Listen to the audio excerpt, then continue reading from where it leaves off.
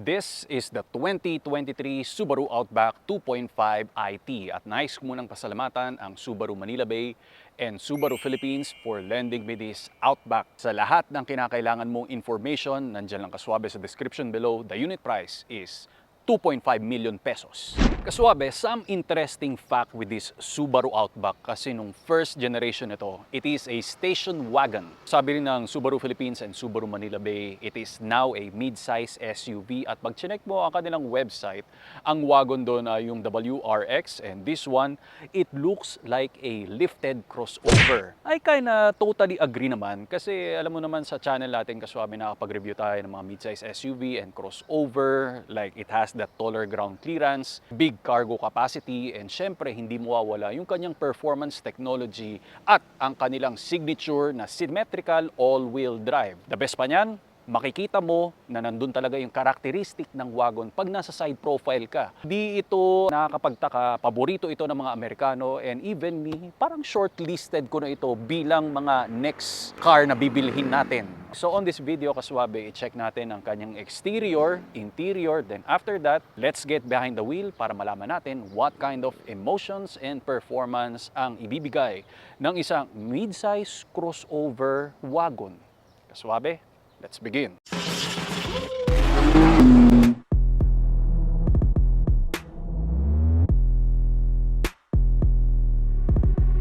Kaswabe, starting sa kanyang front fascia, this is a very Subaru-looking automobile. Napaka-strong ng kanyang presence and sharp ang kanyang appearance. Best feature nito, yung projector bulb natin, meron siyang auto high beam assist and auto steering lights. Once na nag-maneuver tayo, lahat ng mga blind spot, talaga naman maganda ang ating visibility.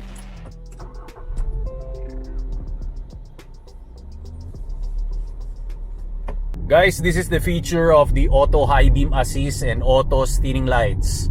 Kasi mas mapapansin natin yan pag nighttime, lalong-lalo na malapad yung kalsada natin, tapos may mga kasalubong.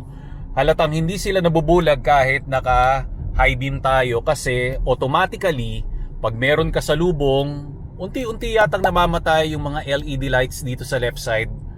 Katulad yan. Tapos, bigla siyang magkakaroon. Ito, unti-unti. Check natin ha. Ayun o. Nagkakaroon siya ng motion. Even sa right side. Sumasayaw-sayaw yung mga ilaw eh. Ibig sabihin, hindi ka na kinakailangan maabala kung ano yung dapat mong gawin while you are driving. And pag meron kang binubuntutan ng mga object, automatically, kung ano yung pinaka-komportableng settings and safety para dito sa ating Subaru Outback, mismong siya na yung nag-a-adjust.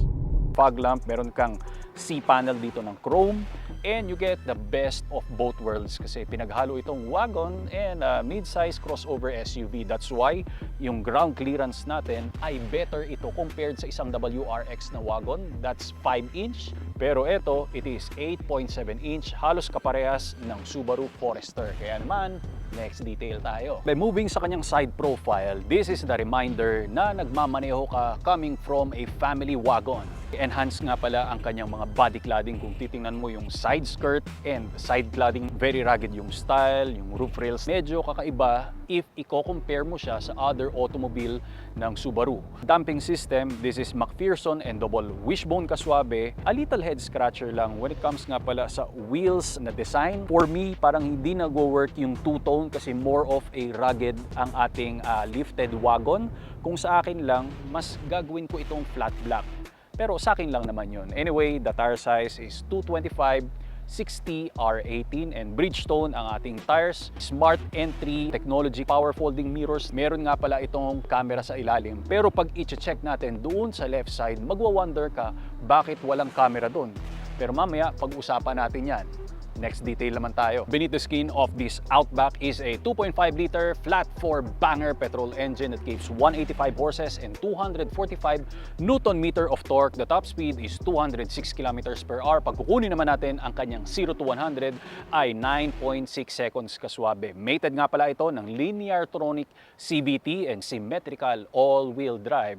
Ang fuel capacity natin ay nasa 63 liters at ang pinaka-importante, the fuel consumption is 13.6 kilometers per liter. Towing capability is 2,700 pounds, but Pag available ang Wilderness, that is 3,500 pounds, pero sa States lang available yon. But here in the Philippines, nag-iisa ang ating trim level. Kaya naman, next detail tayo. Comparing this Subaru Outback sa ibang mid-size SUV, kitang-kita nyo yung height difference talaga. It is very significant kasi syempre galing nga ito sa mga family ng wagon. I am 5'10 and a half.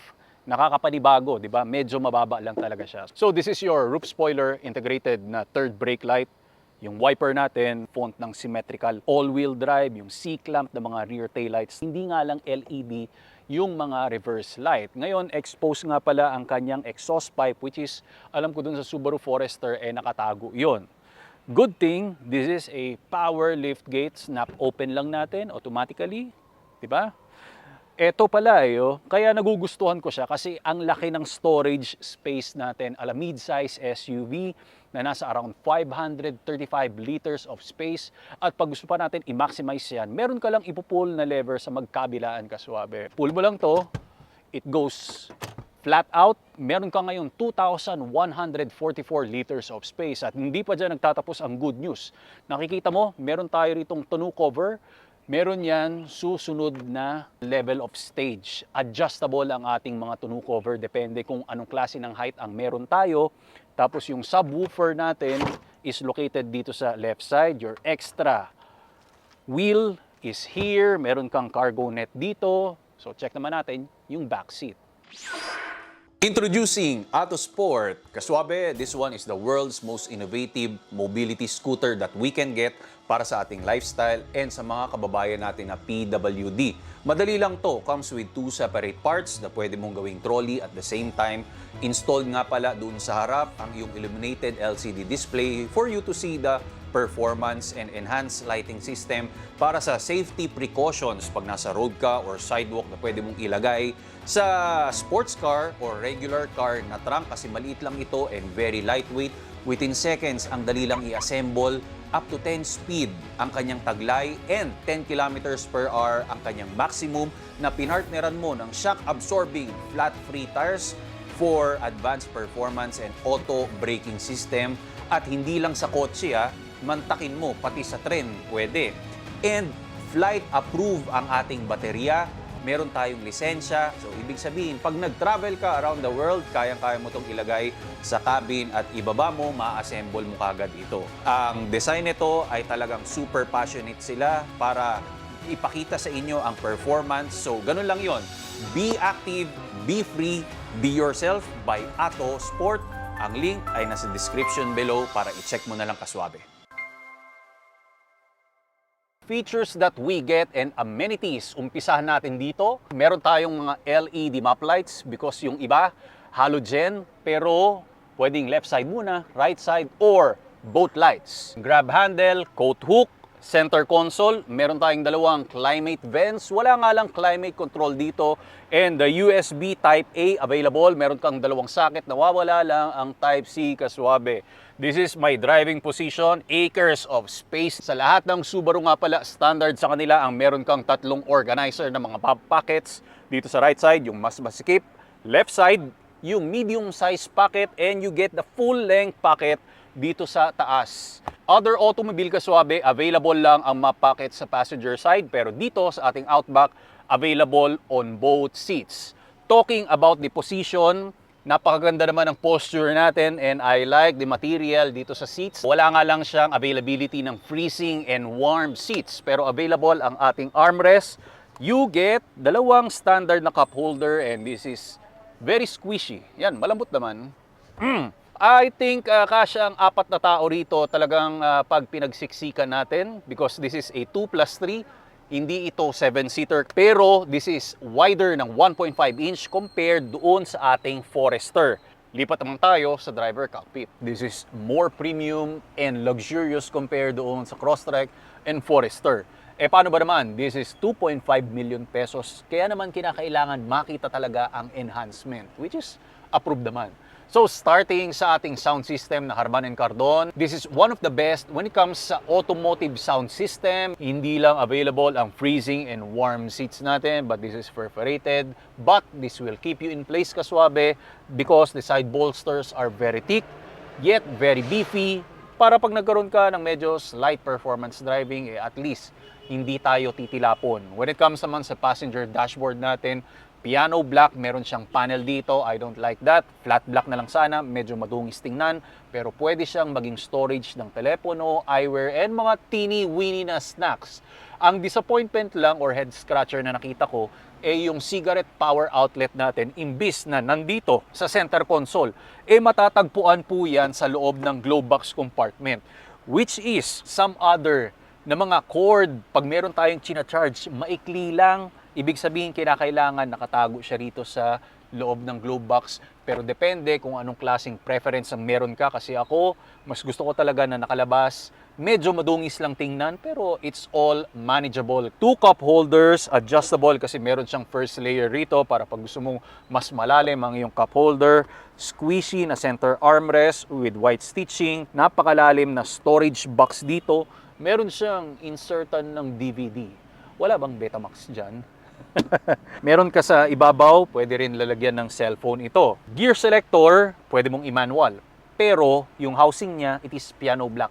Ang dungis lang tingnan kasi yung mga print mark, makikita mo talaga, e-brakes is here, then yung camera natin, the bird's eye view is not available or 360, whatever we wanna call it. In-switch natin, you can see doon sa forward cam, sa right side na panel. Rear natin, of course, pag nag-reverse ka, ang weird lang dito, hindi ko makita yung nasa left side na camera.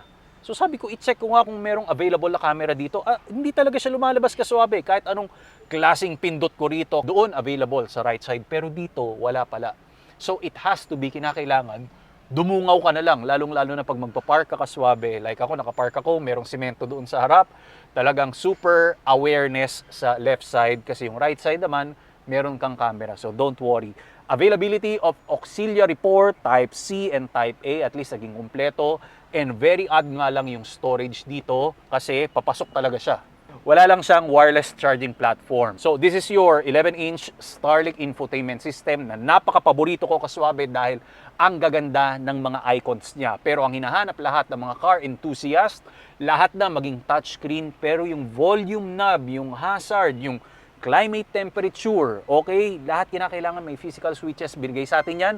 Pero yung adjustment ng AC natin nandito sa ilalim, so kinakailangan medyo kabisaduhin na lang. So once na pinindot mo ang home button, lahat yung mga widgets dito, pwede mong baguhin. Dito sa upper portion, you can see the acceleration percentage kung gaano kabigat ang pag-press natin. Fuel consumption, your angle, then, yan, mga audio playing. Pero yung X mode natin, naka-indicate rin dito kung anong klase ng mode ang ginagamit mo, which is ako, normal lang naman dahil hindi pa naman tayo sumasabak sa gera kaswabe. But dito, ang one thing talaga na nagustuhan ko sa mga Subaru vehicle ay yung driving monitoring system. It means it can store up to 5 drivers kaswabe, which is kung ako, ano yung pinaka last na settings na gusto ko, yung mga pre-enabled ko na mga settings, pwede niyang kabisaduhin like the side mirror, kung paano yung seats ko, yung mga lane tracing natin or lane keeping, pag gusto mong i-off or anong klase ng alert ang gusto mo. Rear auto brake system, lahat kaya niyang i-configure para sa iyo, which is other automobile. Ang natatanda lang natin is those memory seats. Pero ito, meron siyang dalawang settings ng ating memory seats. Plus, pwede ka mag-indicate dito ng birthday and anniversary. Yung driving monitoring system kaswabe, ang maganda pa sa kanya, iniiwasan kanya para magkaroon ng mga aksidente. It is for avoidance ng mga incident, mga emergency, pag hindi ka nakatutok or you are not focused on the road while you are driving. Magkakaroon siya ng green indicator, yellow indicator, or red indicator, depending nga kung anong klaseng eyesight features yung i-indicate niya para sa iyo kung ano yung nababagay. So moving on, steering wheel, I love this. This is leather spokes, white stitches, then napakarami ng ating mga multi-buttons dito. The one thing na gusto ko lang baguhin in case is the sharp and intelligent driving natin kaswabe. Sana naging isa na lang yung designated switch niya para hindi talaga malito lahat ng mga car drivers dito. Pwede kasi siyang maging redundant. Yung paddle shifters natin, sana dito pwedeng naging gloss black na lang para talagang angat na angat. Kaya lang magkakakulay sila eh. Basic gauges, kung ano yung nasa Crosstrek natin, Forester and WRX. Same na makukuha natin, which is doon, meron kang 4-inch center column para sa mga various na mga indication dahil napakarami. Actually, para aralin lahat ang infotainment system and doon sa gauge blasters natin, talagang it will consume time. Pero at least, it deals about your safety when you are driving Kaswabe. Pakita ko naman sa inyo ang test drive impressions and emotions. Kaswabe, we had a wonderful and great experience driving the Subaru Outback for daily experience natin. Okay? So let me share you yung mga naranasan natin dito. Dinala ko ito papunta ng province sa South Cavite, and alam niyo naman, di ba? Hindi yan katulad dito bandang airport ng mga smooth sailing yung kalsada. Maulan pa, maputik, malubak, yun yung mga dinaanan natin. Pero nakakatuwa sa kanya, mapapansin mo talaga at mararanasan mo yung versatile road capability niya. Yung damping system natin on a premium level, hindi siya nagkakaroon ng stress, hindi ka mababother na dumaan sa mga lubak-lubak Kaswabe.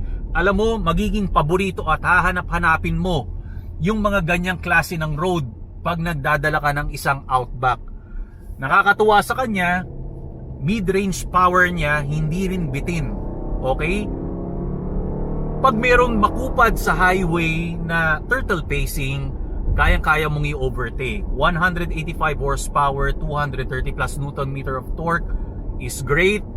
Being this a 4-cylinder banger Kaswabe, smooth naman in every upshift natin, gear shifting, wala kang jerk na mararamdaman, 'di ba? Tuloy-tuloy lang talaga. CVT transmission ito Kaswabe, pero wala naman akong reklamo. The steering response is magnificent. Paddle shifters, pwede mong sports mode para pag gusto mong magkaroon ng performance driving. Every cornering Kaswabe, the symmetrical all-wheel drive, yun talaga yung magbibigay sa'yo ng magandang flavoring and sweet spot Kaswabe. Braking is very nice. The eyesight features, very incredible. Lahat na kinuha na nila, 'di ba? At nighttime, auto high beam assist. Nandyan yung auto steering lights natin. Magfo-focus ka lang talaga sa road. Yun ang sabi ng Subaru vehicle. Kami na ang bahala mag-adjust. This machine is very intelligent Kaswabe. Pag gabi, di ba, yung dancing lights katulad ng pinapakita ko sa inyo kanina. When the object moves forward, sasabihan ka niya. Pag hindi ka nakafocus on road, gagana yung mga eyesight features nito. Yung forward collision braking natin, yung green, yellow, and red indicators, which is other competitors doesn't have that Kaswabe. Okay? Kaya para sa akin, alam mo, kasama na ito sa shortlisted talaga kasi lahat ng kinakailangan mo para sa iyo at para sa pamilya mo nandito na. You have a big cargo space, 5-seater, mga side mirrors, super sharp ng mga illumination, blind spot, turn markers. You have a big infotainment system which is very responsive. Upuan, nakakatuwa, power adjusted. I mean, wala ka na talagang hahanapin eh. It has a very great performance, road capability. The braking has a very great and wonderful clamping power. Nandyan yung mga Forester, yung Evoltis, pero ito yung swak sa budget talaga na saktong-sakto, pero nandun yung premium level of safety features talaga. Road dominance and road capability is all in one. Binabati ko ang Subaru Manila Bay and Subaru Philippines for lending me this lifted wagon, the Outback. The unit price is 2.5 million pesos. Don't forget na i-follow ako Kaswabe sa Instagram. And syempre, may merch tayo na Rico Suabe para ma-reach ang optimal level. So hit the notification bell. Till next time, don't forget to subscribe para makakita pa ng luxury and sports car reviews here in the Philippines. Maraming salamat, more power and more performance.